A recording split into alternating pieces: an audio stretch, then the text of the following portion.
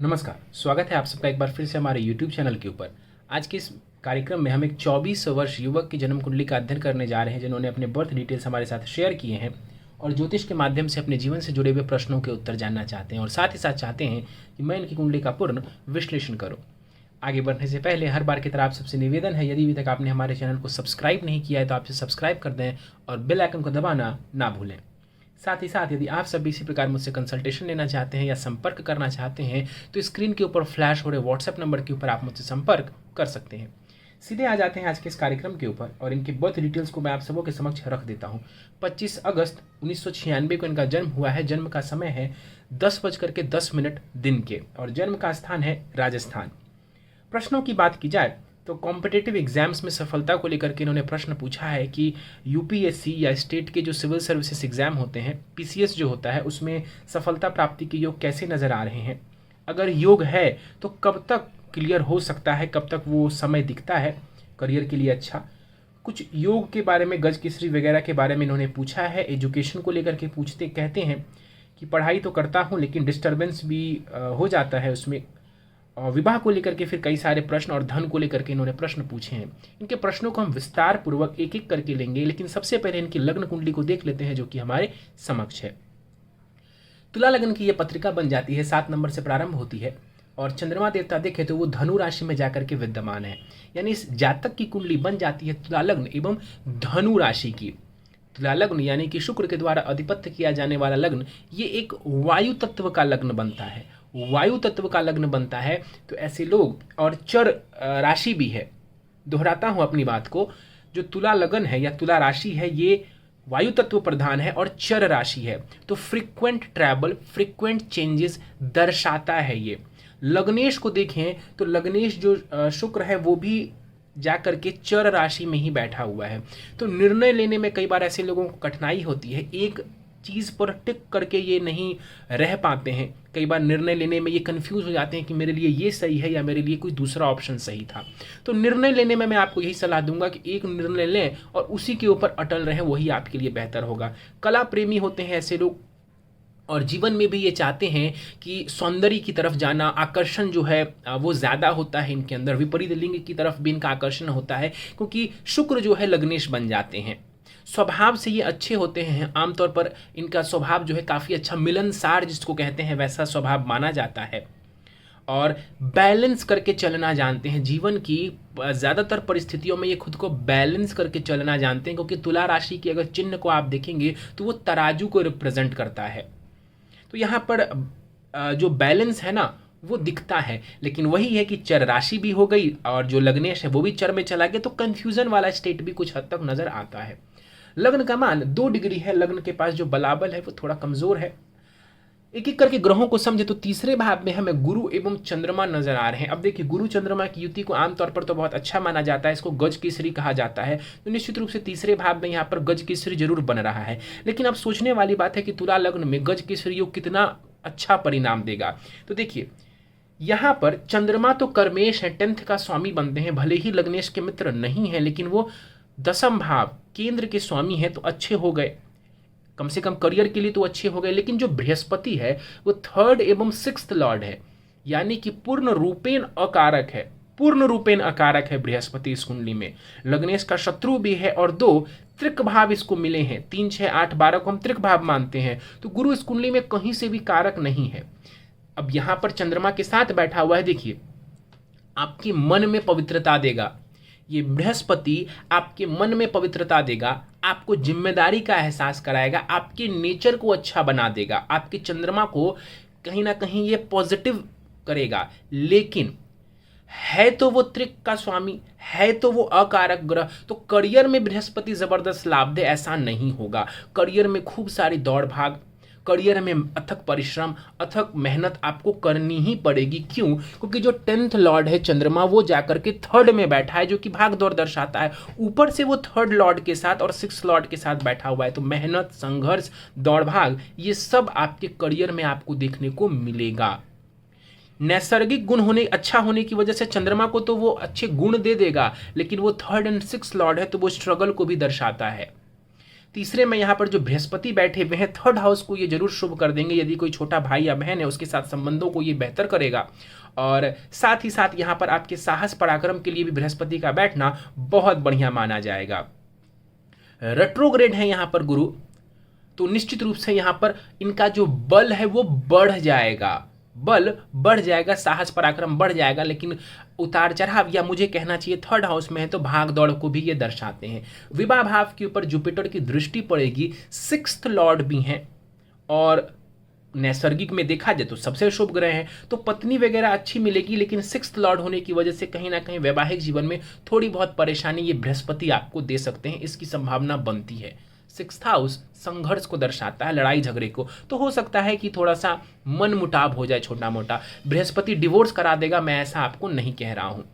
बृहस्पति कुंडली के भाग्य भाव एवं 11वें भाव के ऊपर दृष्टि देगा। संघर्ष के साथ ही भाग्योदय होना और मेहनत और धन इकट्ठे चलते रहेंगे, मेहनत करेंगे धन आता रहेगा।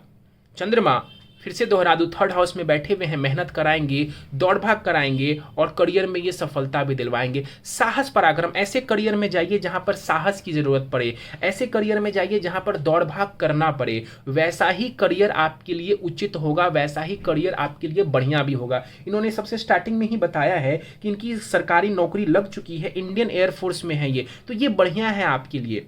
वायु तत्व प्रधान ये कुंडली बनती है, त्रिकोण वायु तत्व का बन जाता है, चंद्रमा थर्ड हाउस में जाके बैठा हुआ है, ये अच्छा है आपके लिए। वैसे भी अगर आप फ्यूचर में चेंज भी करना चाहें तो ऐसा ही किसी कार्य को चुनें जिसमें साहस पराक्रम दौड़ भाग की आवश्यकता पड़ती हो। आगे बढ़ जाते हैं, सीधे छठे भाव को देख लेते हैं। शनि केतु सिक्स्थ हाउस में बैठे हुए हैं। देखिए शनि केतु की युति आमतौर पर इसको हम श्रापित दोष कहते हैं और इसको बहुत अच्छा नहीं माना जाता है कुंडली में, इसको बहुत अच्छा नहीं माना जाता है। अब ये देखिए तो ये श्रापित दोष आपके सिक्स्थ हाउस में बन रहा है। डिग्री वाइज देखेंगे तो करीब है, 12 डिग्री का शनि है, 14 डिग्री का केतु है, तो काफी करीब हैं ये दोनों। तो यहां पर श्रापित दोष प्रबलता से काम करेगा। क्या रिजल्ट देगा, तो ये आपके हेल्थ के लिए अच्छा नहीं है। छठे भाव से हम सर्विस को भी देखते हैं, उसके लिए भी ये बहुत अच्छा नहीं है। लेकिन यहाँ पर शनि केतु मेरे हिसाब से हेल्थ के लिए मैं इसको अच्छा ज़्यादा नहीं कह पाऊंगा। तो अपने स्वास्थ्य का ध्यान रखिएगा, किसी भी प्रकार से कैसे भी किसी भी लत से मत जुड़िएगा। बाकी दुनिया करे जो करना है, लेकिन आप किसी भी बैड हैबिट में मत पड़िएगा, आपके लिए वो नुकसानदायक होगा। दूसरा, अपने फीट्स का, अपने पैरों का ध्यान रखिएगा। कट वगैरह लगने की संभावना, जरूरी नहीं है कि कोई भयंकर कुछ हो जाए, बट स्टिल कट वगैरह लगने की संभावना थोड़ी सी यहाँ पर पॉसिबल दिखती है। अब शनि को समझें, इस कुंडली में शनि देवता जो है वो योग कारक हैं। क्यों योग कारक हैं भाई, क्योंकि वो सुखेश और पंचमेश दोनों हैं, तो केंद्र त्रिकोण दोनों का लॉर्ड है शनि, और वो सिक्स्थ में जाकर के बैठा हुआ है। तो कंपटीशन वगैरह की तरफ जाएंगे तो आपके लिए यहाँ पर शनि आपको लाभ करवाएंगे। तो कंपटीशन वगैरह देते रहिए, उसमें जाते रहिए, वहां पर लाभ की स्थिति दिखती है। संतान वगैरह के लिए देखा जाए तो शनि का छठे में जाना, राहु केतु एक्सिस पर होना बहुत अच्छा संतान सुख के लिए इसको हम नहीं कह सकते हैं। इसको हम संतान सुख के लिए बहुत अच्छा नहीं कह सकते हैं। और फोर्थ हाउस जो है वो प्रॉपर्टी वगैरह को भी दर्शाता है। फोर्थ हाउस से हम व्यक्ति के सुखों को देखते हैं। उसका स्वामी शनि छठे में जाकर के बैठा हुआ है। हो सकता है लोन वगैरह लेना पड़े आपको अपने प्रॉपर्टी वगैरह को बनाने के लिए, बट वो बनेगा, इसकी संभावना भी दिखती है, क्योंकि चंद्रमा और मंगल की स्थिति बढ़िया है। तो कोई बहुत बड़ी मन की परेशानी या प्रॉपर्टी की परेशानी नजर नहीं आ रही। तो हेल्थ का ध्यान रखिएगा, ये विशेष रूप से बात है। और कंपटीशन में आप जा सकते हैं, नो डाउट। यहाँ पर जो राहु केतु एक्सिस के ऊपर शनि है तो कई बार आपको ज्यादा संघर्ष ये करवाएगा, बहुत इजीली सफलता आपको नहीं देने वाला होगा। जैसे कि पंचमेश छठे में चला गया तो कंपटीशन में सफलता तो देगा, लेकिन राहु केतु एक्सिस के ऊपर होने से और केतु, विशेषकर केतु के साथ होने से क्या होता है कि जातक अपने पोटेंशियल के ऊपर काम नहीं कर पाता। तो शिक्षा का स्वामी शनि है, केतु के साथ है, तो जितनी पोटेंशियल से आप पढ़ाई कर सकते हैं उतनी पोटेंशियल के साथ आप पढ़ाई नहीं कर पाएंगे, केतु उसमें कमी करेगा।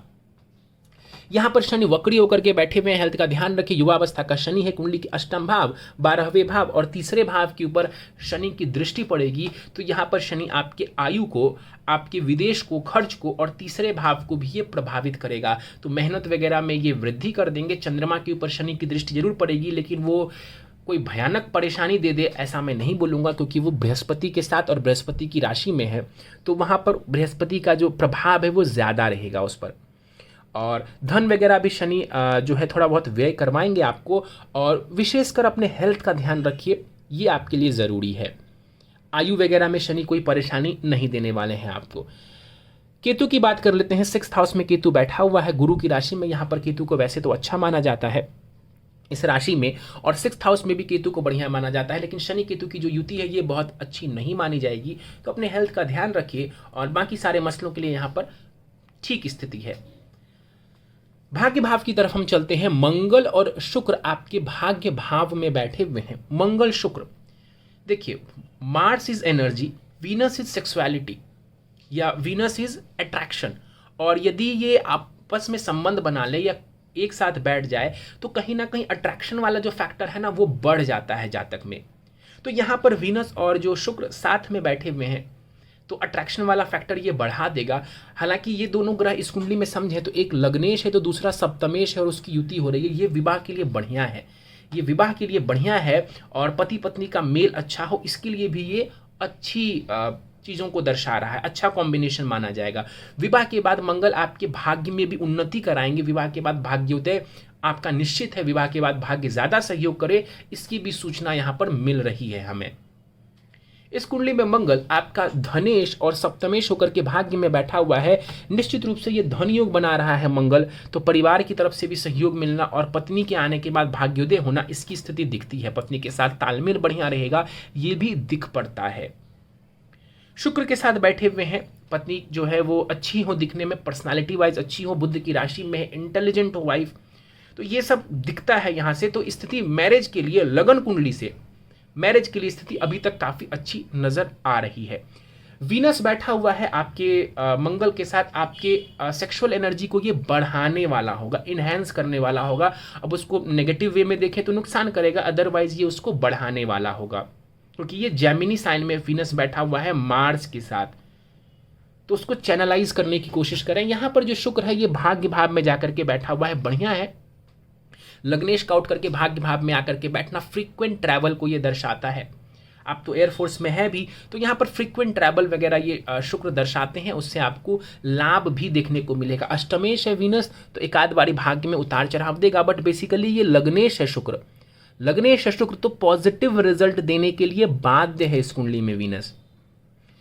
अब दृष्टियों की बात कर ले तो मंगल की दृष्टि कुंडली के 12वें भाव, तीसरे भाव एवं चौथे भाव के ऊपर पड़ेगी। तो ज़्यादातर मामलों में जो तीसरे भाव के ऊपर मंगल की दृष्टि पड़ती है, हमारे साहस को ये बढ़ाने वाला होता है। तो आपके साहस को मंगल बढ़ाएगा, धन का थोड़ा बहुत व्यय करवाएगा, और चौथे भाव के ऊपर जो मंगल की दृष्टि है प्रॉपर्टी के मामलों के लिए बढ़िया है। वहीं वीनस जो है आपके कुंडली के तीसरे भाव को और स्पेशली चंद्रमा को देखेगा, तो फिर से वही है कि क्रिएटिविटी ये देने वाला होगा, और ऑपोजिट सेक्स की तरफ अट्रैक्शन भी देगा, और आपके मन को भी उस तरफ थोड़ा लेकर के जाएगा, क्योंकि चंद्रमा को यहाँ पर वीनस इन्फ्लुएंस कर रहा है। हाँ, एक बात और, चंद्र मंगल आमने सामने है तो ये चंद्र मंगल लक्ष्मी योग भी बन जाता है, which is good for finance. सूर्य की बात कर लेते हैं। सूर्य आपके 8 डिग्री के साथ स्वग्रही होकर के यहाँ पर बैठे हुए हैं लाभ स्थान में। लाभ स्थान में सूर्य स्वग्रही बैठा हुआ है, ये आपके धन के मामलों के लिए, इनकम, धन में भी इनकम वाले पार्ट के लिए बहुत बढ़िया नजर आ रहा है। यहाँ पर बैठा हुआ सूर्य आपको निरंतर इनकम देना, अचीवमेंट्स, अच्छे अचीवमेंट्स लाइफ में करवाना, इच्छा पूर्ति, कोई बड़ी इच्छा है आपकी लाइफ में तो उसकी पूरी होने की पॉसिबिलिटी बढ़ जाती है, बिकॉज 11th हाउस जो है वो इच्छा पूर्ति का होता है, और वहाँ पर सूर्य स्वग्रही बैठे हुए हैं। मान सम्मान, पद प्रतिष्ठा, ख्याति, ये सब ये सूर्य आपको दिलवाने वाला होगा। सूर्य यहाँ पर बैठ करके पंचम भाव को देखेंगे तो ये आपके अंदर टैलेंट भी, क्रिएटिव एबिलिटी भी और ज्ञान भी देने वाले होंगे। देखिए, सूर्य, मुझे पता है इस कुंडली में कोई बहुत कारक ग्रह नहीं होते हैं, लेकिन 11वें भाव में सूर्य का स्वग्रही होना ये बहुत पॉजिटिव है। हाँ, 5th हाउस के ऊपर सूर्य की दृष्टि हो सकता है संतान के साथ थोड़ा मतभेद करा दे, वो अलग फैक्टर है, बट आपके लिए ज़्यादातर मामलों में ये सूर्य फायदेमंद ही साबित होगा। 8 डिग्री के साथ यहाँ पर कुमार अवस्था में ये बैठे हुए हैं। ये दोनों ही ग्रह, मैं इनके बारे में बता दूं तो जो वीनस है यहाँ पर ये वृद्ध अवस्था में है, और जो मंगल है ये मृत अवस्था में है। 12वें भाव के ऊपर चले तो राहु और बुध साथ में बैठे हुए हैं। राहु युवावस्था का है और बुध जो है वो मृत अवस्था के यहाँ पर हमें नजर आ रहे हैं। अब बुध को समझा जाए तो इस कुंडली में जो बुध है वो भाग्येश एवं द्वादशेश बनते हैं, भाग्येश एवं द्वादशेश बनते हैं। बुध को इस कुंडली में हम एक शुभ ग्रह मानेंगे, न्यूट्रल नहीं, शुभ ग्रह मानेंगे, अच्छा ग्रह मानेंगे। भाग्येश होकर के और द्वादशेश होकर के वो 12वें भाव में बैठा हुआ। देखिए आपका जो भाग्य है ना वो कहीं ना कहीं विदेश से है। अब मान लीजिए कि हो सकता है आप विदेश नहीं भी जाते हैं तो भी राजस्थान से बाहर या अपने जन्म स्थान से दूर आपका भाग्योदय ज्यादा नजर आ रहा है। भाग्य आपका सहयोग विदेश में करे ये दिखता है। तो अपने जन्म स्थान से दूर आप जब जाएंगे तो भाग्य आपको ज्यादा सहयोग करने वाला होगा। राहु भी बैठे हुए हैं, राहु भी निश्चित रूप से विदेश लेकर के जाने वाले होते हैं और कहीं ना कहीं वो अपने क्या कहते हैं ट्रेडिशंस से थोड़ा दूर लेकर के जाते हैं। तो वहां पर अपने जन्म स्थान से दूर जाने पर आपको ज्यादा लाभ दिखता है, वो नजर आ रहा है। यहां पर समझने की कोशिश करें तो राहु कुंडली के चौथे, छठे एवं 8वें भाव के ऊपर दृष्टि डालेंगे तो राहु कई बार आपके मति भ्रम करने वाला होगा, आपके मन को थोड़ा सा भ्रमित करने वाला होगा। रीजन क्या है देखिए, राहु 5th लॉर्ड को देख रहा है। पंचम भाव से हम इंटेलिजेंस और ज्ञान देखते हैं। 5th लॉर्ड शनि को देख रहा है और जो एजुकेशन या बुद्धि का कारक ग्रह होता है ना, एजुकेशन का कारक गुरु होता है। बुध को भी अगर हम देखें कैलकुलेटिव चीजों के लिए तो बुध की साथ बैठा हुआ है यहाँ पर राहु, तो आपकी बुद्धि को भी राहु इन्फ्लुएंस कर रहा है। तो कहीं ना कहीं एक भ्रमित वाली स्थिति है। देखिए ऐसा नहीं होता कि राहु किसी को मूर्ख बना देता है, लेकिन राहु भ्रम की स्थिति जरूर देता है। तो भ्रमित होने से बचें, एकाग्रचित्त होकर के पढ़ाई करेंगे या एकाग्रचित्त होकर के कार्य करेंगे तो सफलता आपको निश्चित मिलेगी, क्योंकि यहाँ पर राहु बहुत अच्छी राशि में बैठा हुआ है, बुध के साथ है। तो बुध की एनर्जी को भी वो बढ़ाने वाला होगा। आपको बस एक चीज करना है, एकाग्रचित्त होकर के काम करना है। अगर आप कंसंट्रेशन के साथ काम करेंगे निश्चित रूप से आप बड़े से बड़ा जो एग्जाम है या बड़े से बड़ी जो चीज़ें हैं उसमें आप सफलता हासिल कर सकते हैं। 4th हाउस के ऊपर जो राहु की दृष्टि पड़ेगी ये भी कहीं ना कहीं उतार चढ़ाव कई बार डोमेस्टिक लाइफ में देने वाला हो सकता है। बेसिकली 12वें राहु का जो मैंने प्रभाव देखा है वो यही देखा है कि ये राहु विदेश या जन्म स्थान से जातक को दूर लेकर के जाता है, ये बहुत सर्टन दिखता है। चलिए दशाओं की हम बात कर लेते हैं। चंद्रमा की दशा आपको चल रही है, 19 नवंबर 2024 तक चंद्रमा की दशा है। देखिए इस समय अपने करियर के ऊपर पूरा फोकस करिए। एक ही बात बोलूंगा, अपने करियर के ऊपर जी जान से आप फोकस करिए, वही आपके लिए सर्वश्रेष्ठ मार्ग है इस वक्त। क्योंकि चंद्रमा की दशा आपको 2024 के नवंबर तक है, तो मान लेते हैं हम 2024 तक चंद्रमा की दशा है। सारा फोकस अपने करियर के ऊपर लगाइए। अगर आप करियर में बदलाव चाहते हैं, कुछ बड़ा करना चाहते हैं, तो यही वो दशा है जब आप अपने करियर के पीक पर पहुंच सकते हैं। और अभी भी आपके पास काफी समय है, 3-4 वर्षों का समय दिख रहा है, 3-3.5 वर्षों का। तो अपने सबसे ज्यादा फोकस अपने करियर के ऊपर अभी आप लगाइए। चंद्रमा की दशा में बुध की अंतर्दशा आपको चल रही है फिलहाल, जो कि 19 फरवरी 2022 तक रहने वाली है। अगर आप ट्रैवल वगैरह करना चाहते हैं, फॉरेन वगैरह जाना चाहते हैं, तो आप इस दौरान जा सकते हैं। और एजुकेशन के लिए ये समय बढ़िया है, करियर के लिए ये समय अच्छा दिख रहा है। प्रश्न ले लेते हैं हम। आपने ऑलरेडी बताया कि आप एयरफोर्स में हैं, यूपीएससी या स्टेट पीसीएस में सफलता की योग। देखिए समय अच्छा है आपका, बाधाएं जरूर दिखती हैं सैटर्न केतु की वजह से, शनि केतु की वजह से, और मैंने बताया कि राहु थोड़ा भ्रम कर रहा है, तो कंसंट्रेशन की परेशानी। आपने आगे बताया है कि पढ़ाई तो करता हूं पर कुछ दिनों के बाद मैं डिस्टर्ब हो जाता हूं।